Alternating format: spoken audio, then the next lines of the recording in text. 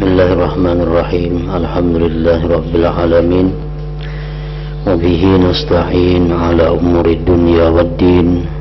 Wassalatu wassalamu ala asyrafil anbiya wal mursalin. Sayyidina wa habibina Muhammadin wa ala alihi wa sahbihi ajma'in.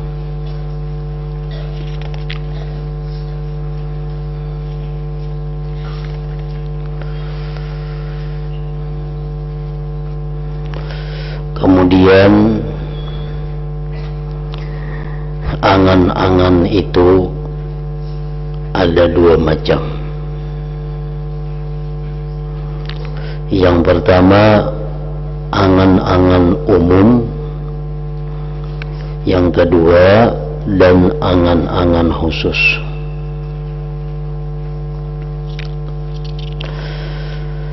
Angan-angan umum yaitu menginginkan hidup terus untuk mengumpulkan dunia dan bersenang-senang dengannya. Ini adalah maksiat yang murni.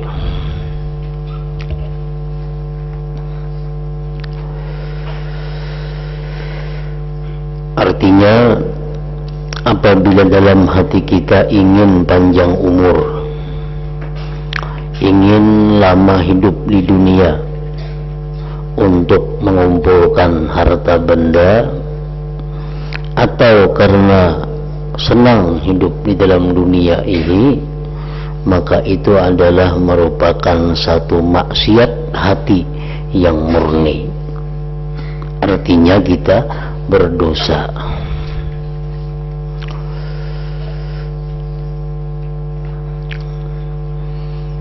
Orang yang hidupnya nyaman, orang yang hidupnya itu berkecukupan, lalu ia ingin hidup dalam dunia ini lama.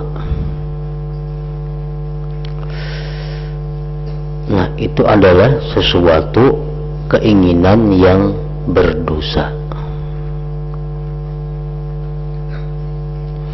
Atau ia ingin hidup dalam dunia ini lama, tujuannya untuk mengumpulkan harta benda. Nah, itu pun adalah keinginan yang disebut Imam Ghazali dengan maksiat yang murni.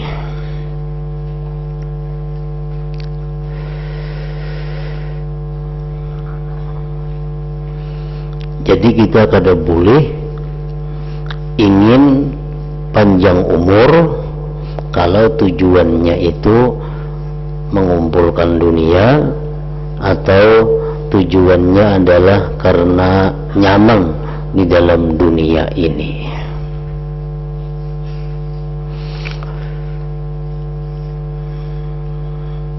Kita boleh menghendaki panjang umur, kita boleh menghendaki hidup berlama-lama di dunia, tapi dengan beberapa persyaratan-persyaratan yang ditentukan.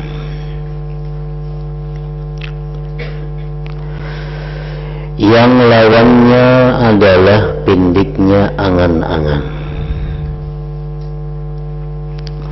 Allah Ta'ala berfirman, "Fadharhum ya'kulu wa yatamatta'u wa yulhihimul amalu fasawfa ya'lamun." Artinya, biarkanlah mereka itu makan dan bersenang-senang serta disibukkan oleh angan-angan mereka, maka mereka bakal mengetahui akibat perbuatan mereka itu, orang-orang yang kafir maksudnya. Nah, yang demikian itu disebut dengan angan-angan umum.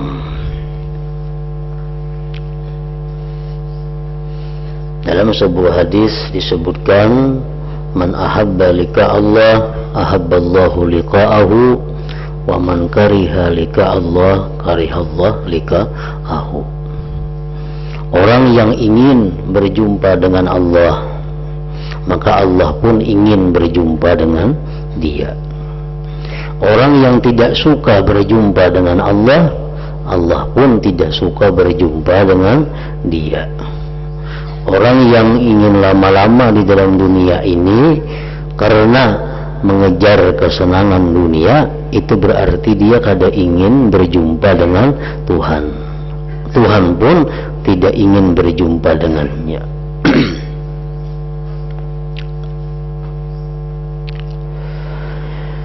Sedangkan angan-angan khusus, yaitu menginginkan terus hidup untuk menyempurnakan amal yang baik.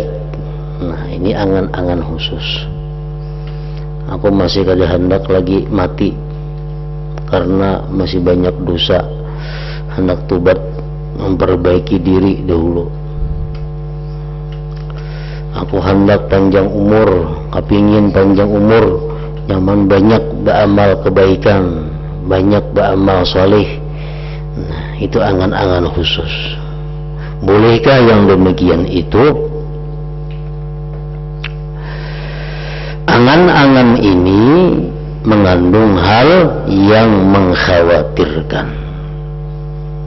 Mengkhawatirkan artinya belum tentu boleh, belum tentu baik. Kita bakal hendak di dalam hati panjang umur, tapi tujuan kita hendak beribadah. Baik atau kada, belum tentu baik. Ini mengandung hal yang mengkhawatirkan, yakni sesuatu yang tidak diyakini kebaikannya. Sebab kadang-kadang seseorang dalam melakukan kebaikan atau menyempurnakannya itu tidak ada bagusnya karena terjerumus ke dalam ujub atau riya atau afat penyakit lain.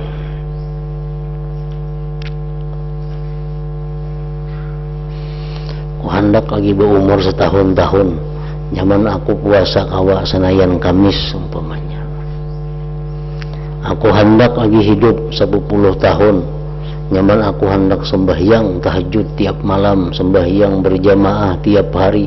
Nah, boleh kada itu, baik kada itu, belum tentu, karena masih mengandung hal-hal yang mengkhawatirkan.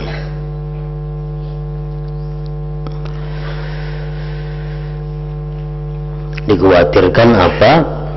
Di dalam melaksanakan apa yang kita angan-angan itu ada tercampur nantinya dengan ujub atau riya atau penyakit yang lainnya, di mana kebaikan yang dilakukan tidak seimbang dengan afatnya. Amal ibadah yang kita lakukan, khususnya amal ibadah yang sunat kita lakukan, tetapi di situ ada dalamnya ujub, di dalamnya ada riya, maka ada seimbang manfaat yang kita dapat dengan penyakit yang kita dapat.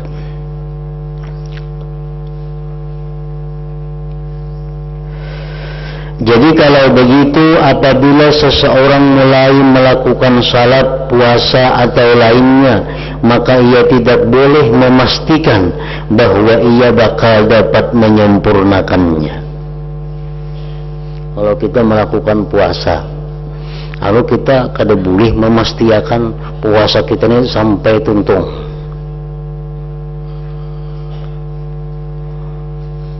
Kita puasa, kita kada boleh memastikan bahwa kita hidup sampai buka kaina.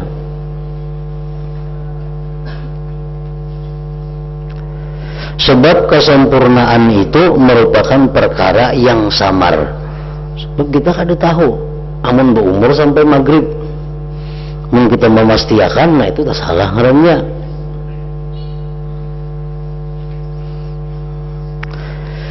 Juga tidak boleh bermaksud menyempurnakannya dengan memastikan, sebab boleh jadi hal itu tidak ada kebaikannya bagi orang tersebut. Sebaliknya ia harus membuat kait dengan istisna insya Allah. insya Allah. Jadi kita puasa hari ini, insya Allah kita akan sampai kepada buka puasa maghrib kaina. Nah, kada boleh kita memastikan pasti tuntung hari ini, kada boleh.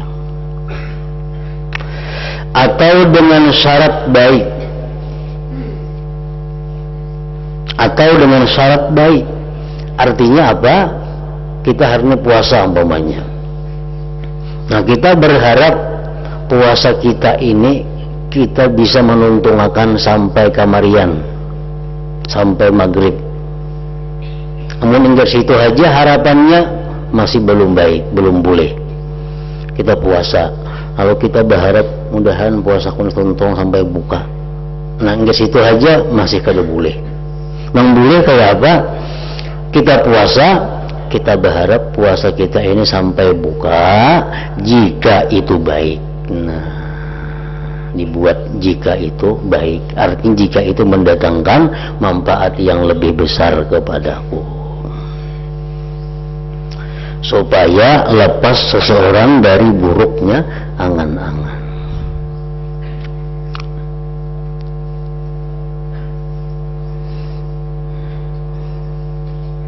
Jadi orang bertakun, puasa ke hari ini? Insya Allah puasa.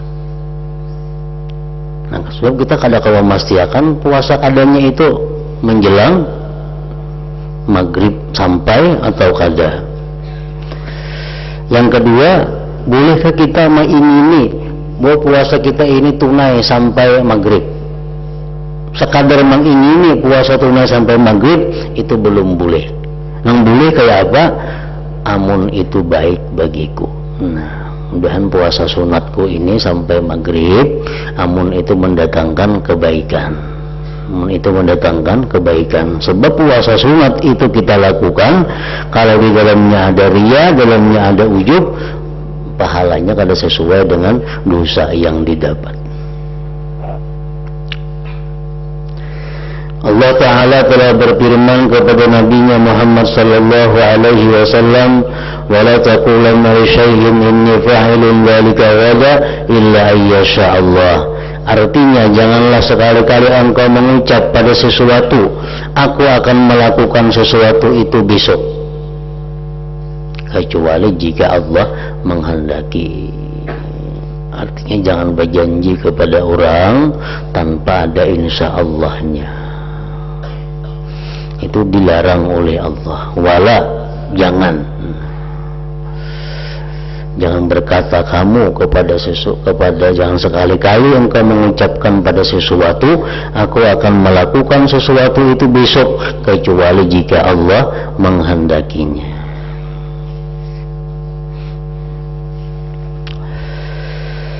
Kebalikan angan-angan itu menurut para ulama adalah niat yang terpuji. Para ulama mengatakan demikian hanyalah menurut cara memberikan keluasan, karena orang yang berniat dengan niat yang terpuji itu pasti tidak mau berangan-angan. Inilah hukum amal angan-angan dan niat yang terpuji. Nah, ada perbedaan antara angan-angan lawan niat. Angan-angan ini biasanya untuk waktu yang akan datang. Kalau niat ini kita ketahui, niat itu artinya besertaan dengan perbuatan. Niat yang terpuji merupakan pokok yang dikukuhkan dan mengenalnya sangatlah diperlukan. Para ulama yang mentakrifkan definisi niat terpuji itu berkata, nah, apa maksudnya niat terpuji itu? Niat benar yang terpuji ialah keinginan melaksanakan amal yang dimulai sebelum amal-amal lain, dengan memastikan lagi pula ada kehendak menyempurnakan dengan pasrah kepada Allah dan istisna insya Allah. Nah, niat yang terpuji itu adalah kita memastikan perbuatan yang kita perbuat, untuk selanjutnya kita serahkan kepada Allah, atau dengan istilah lain insya Allah. Kita sembahyang, usolli fardu zuhur, aku sembahyang fardu zuhur. Nah, tentunkah kita sembahyang zuhurnya 4 rakaat? Itu kita serahkan kepada Allah. Saja aku puasa, itu kita pastikan aku puasa, pasti kita puasa. Tapi tentunkah kita puasa itu kita serahkan kepada Allah. Nah, ini ngarannya niat yang terpuji. Jadi boleh aja kita memastikan aku puasa, karena memang niat itu beserta dengan perbuatan.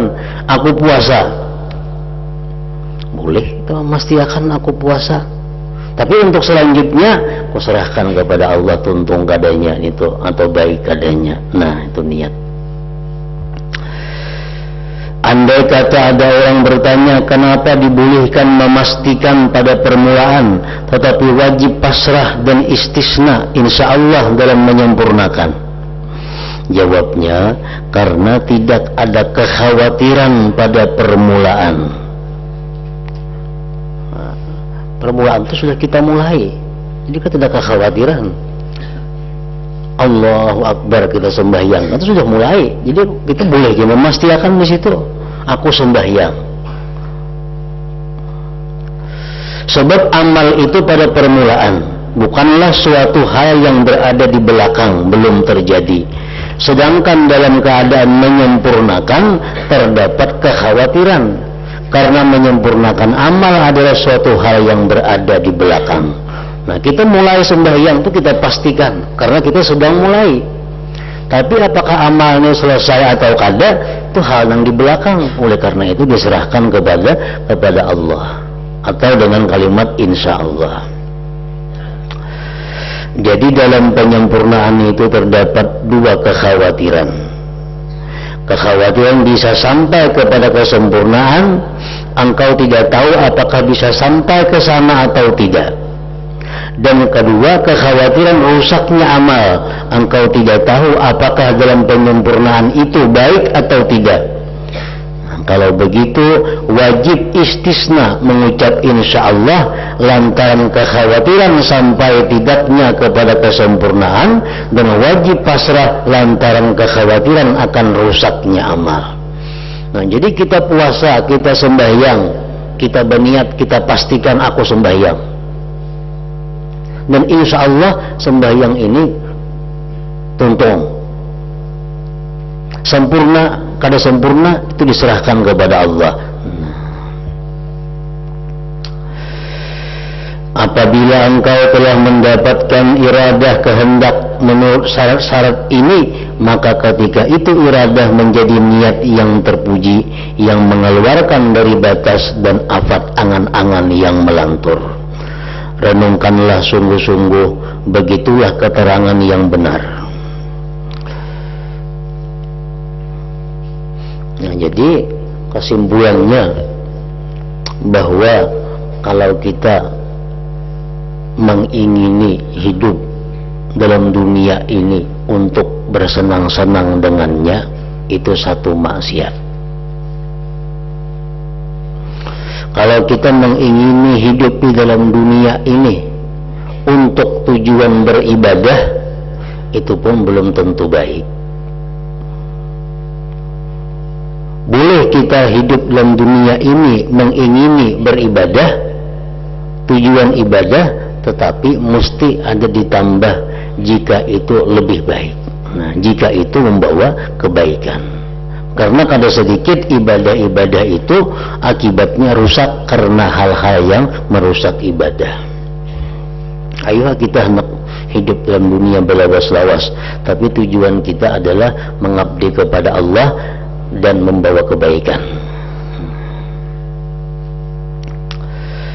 Dan ketahuilah bahwa binting pendiknya angan-angan adalah ingat mati, dan binting untuk menjaga binting pendiknya angan-angan adalah ingat akan mendadaknya kedatangan maut. Kedatangan maut tanpa disangka-sangka dan dalam kelingahan, padahal hamba masih dalam keadaan terbujuk nafsu dan lemah dalam beramal. Jagalah keterangan ini dan laksanakanlah, karena setiap orang Islam tentu sangat memerlukan keterangan ini. Tinggalkanlah kebiasaan menyia-nyiakan waktu untuk mengobrol dan bertengkar dengan orang lain. Mudah-mudahan Allah berkenan memberikan taufik dengan anugerahnya. Tentang dengki, maka ia adalah keinginan hilangnya nikmat-nikmat Allah Ta'ala dari saudaranya sesama muslim, apa saja yang mengandung kebaikan baginya. Jika engkau tidak menginginkan hilangnya nikmat, tetapi engkau ingin memperoleh seperti apa yang telah diberikan Allah kepada saudaranya sesama muslim, maka namanya gibtah, dambaan. Kita kepingin kayak orang itu berhasil, dunianya baik, ibadahnya baik, kepingin hendak kayak orang itu, tanpa menghendaki orang itu hilang nikmat. Nah, itu ngarannya gibtah, lain dengki. Dengki itu menghendaki orang lain sengsara. Ghibtah inilah yang maksudkan oleh Rasulullah SAW, la hasada illa fitnain. Tidak boleh mendambakan nikmat yang diberikan kepada orang lain kecuali dalam dua perkara. Rasulullah menggunakan kata hasad, tetapi yang beliau maksud adalah ghibtah, karena kedua kata tersebut hampir sama. Hasad itu artinya adalah mengingini hilangnya nikmat orang lain. Ghibtah meniru hendak kayak orang lain tanpa mengingini hilang nikmat dari orang lain.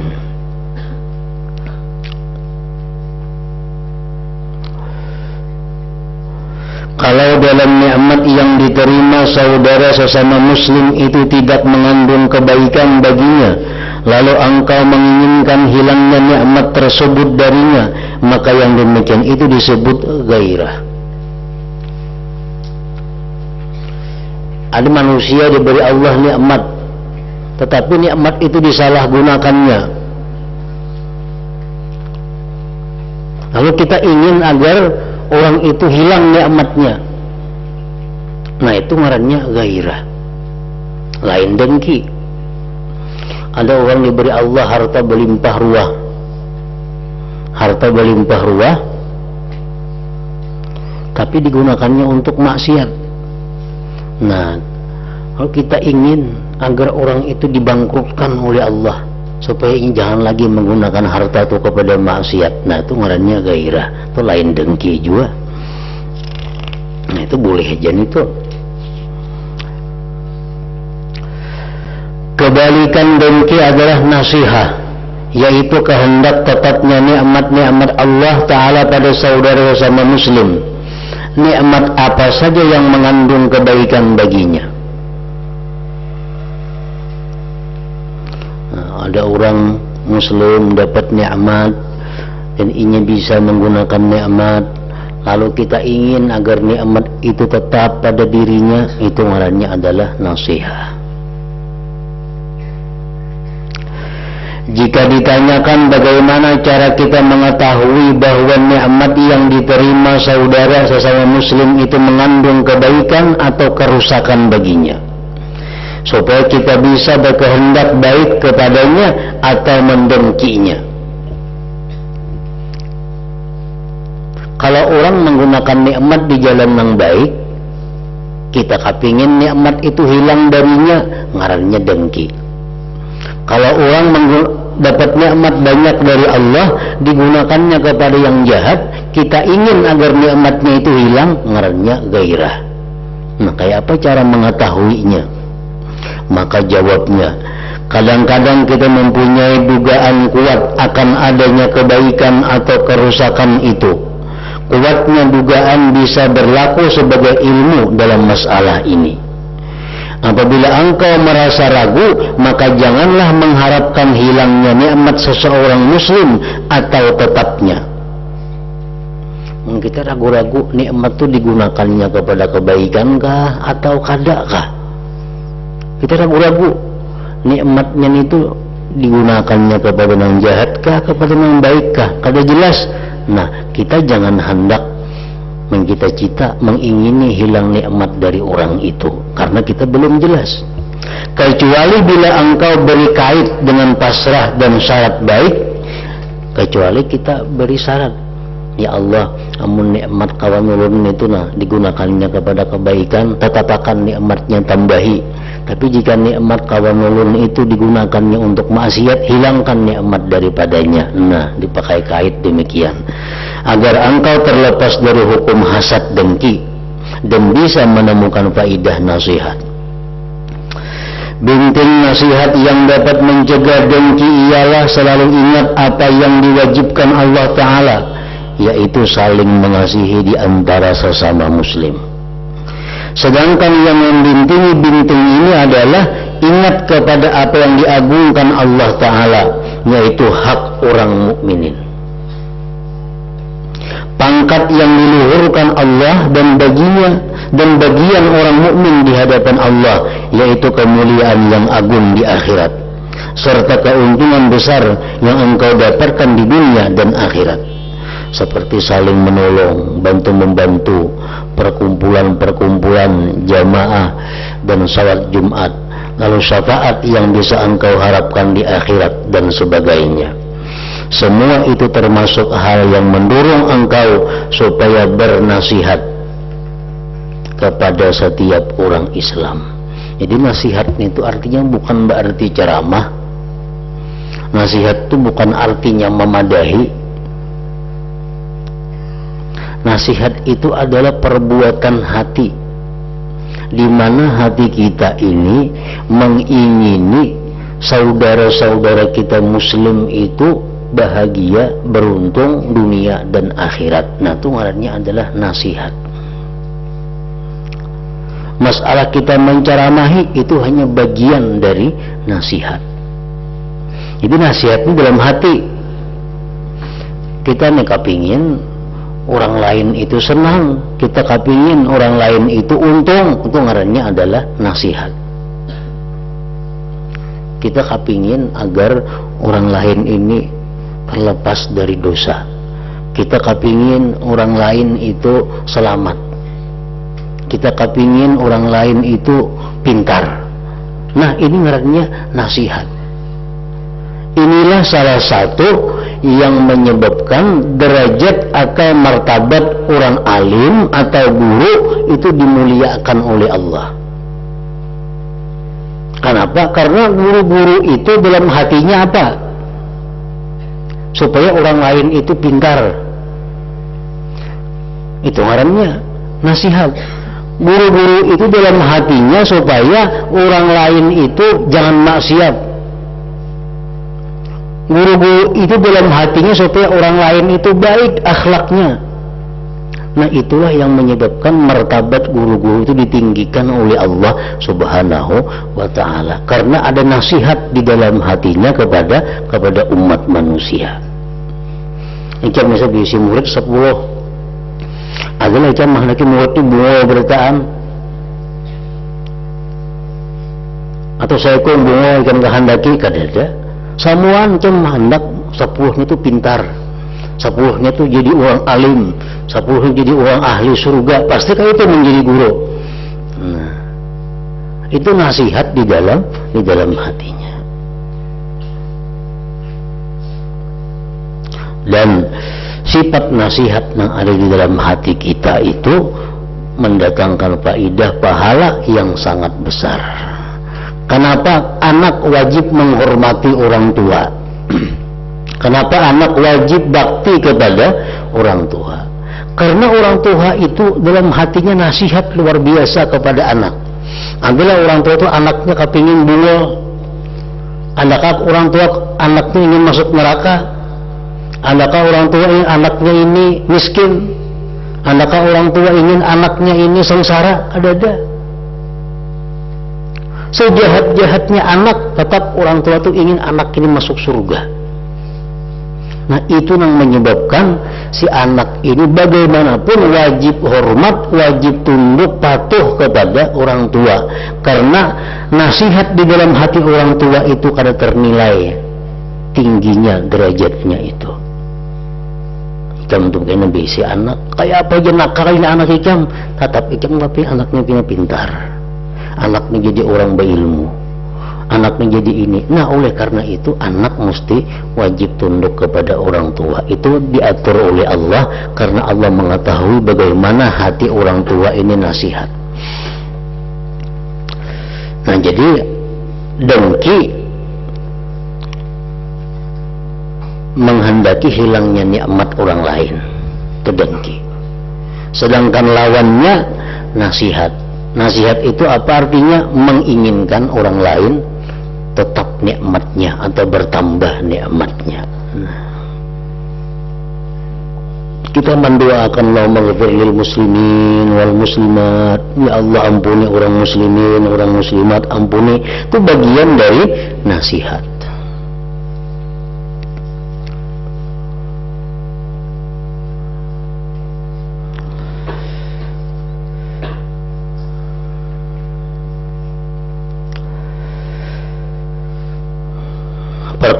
Perkumpulan jamaah dan salat Jumat lalu syafaat yang bisa engkau harapkan di akhirat dan sebagainya, semua itu termasuk hal-hal yang mendorong engkau supaya bernasihat kepada setiap orang Islam. Bermaksud baik artinya kepada setiap orang Islam, dan menjauhkan engkau dari tindakan dengki terhadap nikmat yang diberikan Allah Ta'ala kepada saudara engkau. Adapun tergesa-gesa adalah suatu sifat yang tetap dalam hati yang mendorong untuk melakukan sesuatu, begitu terlintas di dalam hati tanpa menelitinya terlebih dahulu, melainkan langsung saja mengikuti dan mengerjakannya. Nah, ini ajalah, bahasa agamanya ajalah, tergesa-gesa. Nah, apakah anak hati gawi kada memikirkan ini baik kada? Nah, minta pendapat perlukah atau kada?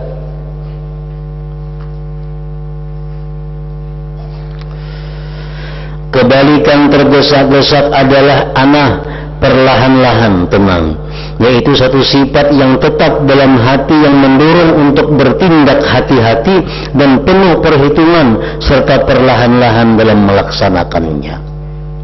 Beribadah pun perlahan-lahan, bukan perlahan-lahan bacaan lambat, bukan itu maksudnya. Artinya sebelum hendak bersedekah pikirkan dulu, aku ini bersedekah ini baik ke kadakah? Artinya ada karena lebih baik pada sedekah ini digawi atau sedekah ini kan yang terbaik. Mun aku bersedekah napa kena bahayanya? Duit habis bisa tak hutang aku, nak ada usaha bersedekah baik bawa makan dulu. Nah, dipikirkan dulu itunya. Dia sudah bagus, nah hanyar kita gawi. Itu ngarannya adalah perlahan-lahan. Pendahuluan anak adalah mengingat segi-segi kekhawatiran dalam segala persoalan yang dihadapi manusia dan berbagai penyakit yang menakutkan. Juga mengingat faidah perenungan dan kehati-hatian yakni selamat, serta kerugian memutung jalan dan terburu-buru yakni penyesalan dan celaan. Ibadah yang dilakukan tetapi sesudahnya menyesal, maka ibadah itu gugur pahalanya. Nah, kita beribadah, untung beribadah menyasar. Aku pang tadi sembahyang bisa didapat orang berbagi duit. Nah, sembahyangnya ditolak Tuhan, duit kada dapat. Ibadah yang dilakukan sesudahnya penyesalan itu ditolak, gugur. Jadi supaya ibadah itu jangan menyasal, berpikir dahulu ibadah ini dilaksanakan. Orang yang tergesa-gesa bawa nafsu, nah, lalu menyumbang sekian, duit habis, nah menyesal. Pahalanya kalau dapat, sesalnya maka ada. Nah, ini diperlukan anak tadi. Semua ini dan semisalnya termasuk hal-hal yang mendorong untuk bertindak perlahan-lahan dan teliti dalam segala persoalan hidup, serta mencegah dari bertindak tergesa-gesa dan tanpa perhitungan. Terakhir, sedangkan takabur adalah mengikuti gerak hati untuk meluhurkan dan mengagungkan diri sendiri. Nah, itu takabur. Kebalikannya ialah tawadu, yaitu mengikuti gerak hati untuk merendahkan diri. Takabur dan tawadu itu ada yang umum dan ada yang khusus. Tawadu yang umum yaitu mencukupkan diri dengan apa yang rendah, baik berupa pakaian, tempat tinggal atau kendaraan. Takabur yang menjadi kebalikannya ialah menganggap diri terlampau tinggi untuk mencukupkan dengan hal itu. Tawadu khusus yaitu melatih diri untuk menerima perkara hak, baik dari orang yang rendah maupun dari orang mulia. Takabur yang menjadi imbangannya ialah sama sekali tidak mau menerima kebenaran. Takabur ini adalah maksiat besar dan kesalahan yang besar. Orang yang mati di dalam hatinya ada seberat zarah daripada sifat takabur, maka dia dihalangi untuk masuk surga, diharamkan Allah masuk surga. Kita ini dalam dunia kita takabur. Ada takabur dan kita belum tubat walaupun sekali, nah itu menghalangi kita masuk ke dalam surga. Jadi sebelum mati hendaknya kita pastikan bahwa kita tubat dari seluruh takabur yang pernah dilakukan. Binting tawadu umum adalah mengingat permulaan dan kesudahan diri. Kayak apa supaya bisa tawadu? Mengingat permulaan dan kesudahan diri engkau serta apa yang engkau hadapi pada waktu hidup ini, yakni bermacam-macam afat dan kekotoran. Sebagaimana dikatakan oleh sebagian ulama, permulaanmu adalah setitis air mani yang menjijikkan. Kita hendak bersumbung-sumbung, padahal awalnya kita ini adalah setitis air mani yang kotor, dan akhirmu adalah bangkai yang busuk. Sedangkan antara permulaan dan akhir itu engkau membawa kotoran kemana-mana. Binting tawadu khusus yaitu mengingat-ingat siksa orang yang menyeleweng dari kebenaran yang terus-menerus berada dalam kebatilan. Kayak apa supaya bisa tawadu? Nah, kita ingat bagaimana nasibnya orang-orang yang sombong, berakhir kepada kehinaan. Fir'aun yang sangat sombong berakhir kepada kehinaan. Qarun yang begitu sombong berakhir kepada kehinaan. Semua yang sombong pasti ujung-ujungnya adalah terhina. Nah, kiranya keterangan ini cukup bagi orang yang waspada. Semoga Allah Ta'ala berkenan memberikan taufik kepada kita semua. Amin ya rabbal alamin.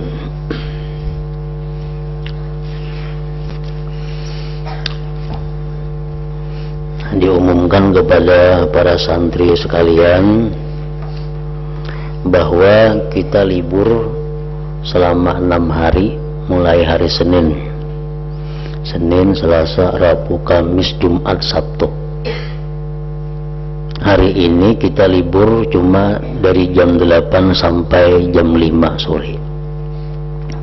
Jadi hari ini libur jam 8 sampai jam 5. Masuk kembali. Sabtu belajar dengan pak pelajaran hari Ahad, dan hari Ahad belajaran dengan pak hari Senin. Hari Senin libur. Nah, jadi hari Sabtu belajaran, tapi pak yang diajarkan dipelajari pak yang hari Ahad. Sedangkan hari Ahad belajaran, pak yang digunakan pak pelajaran hari Senin. Jadi hari ini terakhir batas waktu masuk komplek jam 5 sore. Kemudian santri kelas 6 dan tahasus dimintakan untuk berada di komplek pada hari Rabu sampai hari Kamis.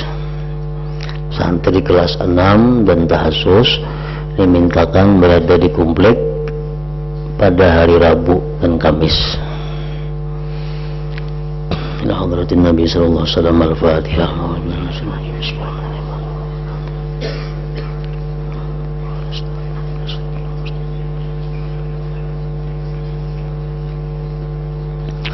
Bismillahirrahmanirrahim. Alhamdulillah Rabbil Alamin. Allahumma salli wa sallim ala sayyidina Muhammad wa alihi wa sahbihi ajma'in.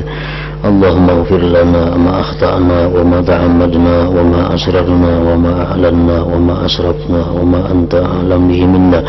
Antal muqaddimu wa antal muakhiru, la ilaha illa anta. Allahumma anfa'na bima 'allamtana wa 'allimna ma yanfa'una wa zidna fahman wa ilma wa amalan wa hudan wa tawfiqa bi rahmatika ya arhamar rahimin. Sallallahu alaihi sayyidina Muhammadin wa alihi wa sallam. Alhamdulillah rabbil alamin.